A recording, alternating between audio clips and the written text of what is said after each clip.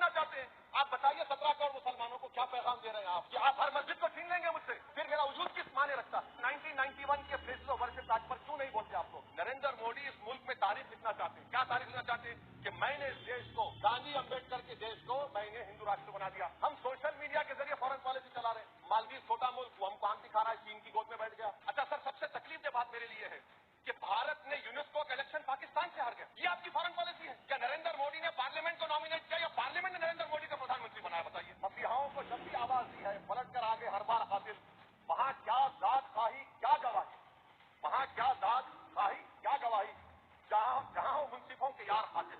मैं बड़ी जिम्मेदारी के साथ कह रहा हूं कि मैं अपने बचपने में जब हिस्ट्री पढ़ता था तो मैंने एक स्टैचू की फोटो देखी थी, प्रीस्ट किंग ऑफ मोहनजोदारो। ऐसा लगता है कि वैसा ही लग रहा है कि प्रधानमंत्री नहीं है बल्कि पुजारी सम्राट बन चुके हैं वो। और मैं क्यों कह रहा हूं कि हमारे सदर जमहूरिया ने कहा था कि 22 जनवरी एक तारीखी दिन है, बिल्कुल तारीखी दिन है। 22 जनवरी की बुनियाद 6 दिसंबर 92 को रखी गई। 22 जनवरी की बुनियाद 86 में काले खोलकर रखी गई।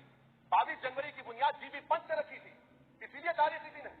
और तारीखी दिन इसलिए भी है कि सर इसी ऐवान में 16 दिसंबर 1992 को हमने रेजोल्यूशन पास किया था। आप बताइए कि आज इस मुल्क में चाहे कोई सेकुलर पार्टी का हो या जो भी हो, हमारे सब सेकुलर है, बुरा मैं हूं, किसी में हिम्मत नहीं है कि 6 दिसंबर की बात की जाए। और वो तारीखी दिन इसलिए भी है सर, इंसाफ करने वालों में एक एनसीएलटी के चेयरमैन, एक गवर्नर और एक नामजदशुदा रुकने पार्लियामेंट बैठे हुए थे। अब आप बताइए मेरे पास बचा क्या है? बचा यह है कि आर्टिकल 32 बचा है जिसको बाबा साहब अम्बेडकर ने दिया। आज मुल्क के 17 करोड़ मुसलमान भारत के वजीर आजम पर एतमाद भरोसा नहीं करते, बिल्कुल नहीं करते, बता रहा हूं, खुल के कह रहा हूं। अगर आप आर्टिकल 32 का ड्यू प्रोसेस ही खत्म कर देंगे तो फिर मेरे पास क्या बचेगा सर?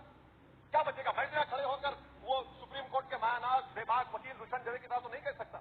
मुझे आज भी रूल ऑफ लॉ में भरोसा है, मुझे आज भी कानून पर, संविधान पर भरोसा है, मगर ड्यू प्रोसेस तो फॉलो होना चाहिए। ड्यू प्रोसेस फॉलो नहीं हो रहा। एक तारीखी दिन 22 जनवरी था, एक तारीखी दिन 31 जनवरी था। सर रात के अंधेरे में अपील किए बगैर आप आरे लेकर रास्ता खोल देते हैं। क्या पैगाम दे रहे हैं सर?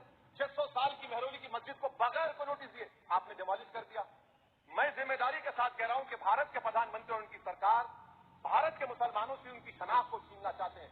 ख्वाजा अजमेरी के आस्थाने पर चादर बिछाइए, मगर आप जो चादर मुझसे छीनना चाह रहे हैं, मेरी मस्जिद है, आप हर मस्जिद को छीनना चाहते हैं। आप बताइए 17 करोड़ मुसलमानों को क्या पैगाम दे रहे हैं आप कि आप हर मस्जिद को छीन लेंगे मुझसे, फिर मेरा वजूद किस माने रखता है? मेरा शनाख्त क्या माने रखता है? रूल ऑफ लॉ क्या माने? अच्छा 1991 के प्लेसेस ऑफ वर्शिप एक्ट पर क्यों नहीं बोलते आप लोग? आप उस पर कायम है नहीं है। आप 500 साल की बात करते, मैं आपसे कहता हूं भाई 500 साल पे मत जाइए, बोध पे जाइए, जैनिज्म पे जाइए, शैविज्म पे जाइए, कहां रुकेंगे? अरे इस देश को आजादी मिली 47 में, संविधान मिला हमको बाबा साहब अम्बेडकर का बराबरी का। उससे पहले तो राजा रजवाड़े थे, जमहूरियत नहीं थी, लोकतंत्र नहीं था, मगर आप उसको उस बारे में लेके जाओ, कह रहे 500 साल आगे क्या होगा बताइए।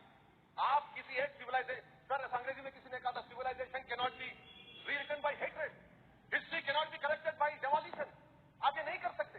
और मैं उम्मीद करता हूं कि जब मौर्य तारीख लिखेगा, नरेंद्र मोदी इस मुल्क में तारीख लिखना चाहते हैं। क्या तारीख लिखना चाहते हैं? कि मैंने इस देश को, गांधी अंबेडकर के देश को मैंने हिंदू राष्ट्र बना दिया।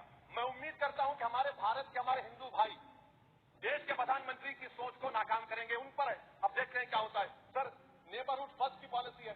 नेबरहुड फर्स्ट क्या हो रहा है सर? हम सोशल मीडिया के जरिए फॉरेन पॉलिसी चला रहे हैं। मालदीव छोटा मुल्क, वो हमको आंख दिखा रहा है, चीन की गोद में बैठ गया। हमारे लद्दाख में हमारे जो लोग जानवर को लेकर घास खाए जाते, वहां पर चीन की आर्मी आके रोक रही। बताइए, बांग्लादेश चीन की गोद में बैठा हुआ है, आप गैलेंट्री अवार्ड दे रहे हैं, क्यों दे रहे हैं? कि चीन बैठा हुआ है। तो आपका बफर जोन गया कहां भाई साहब?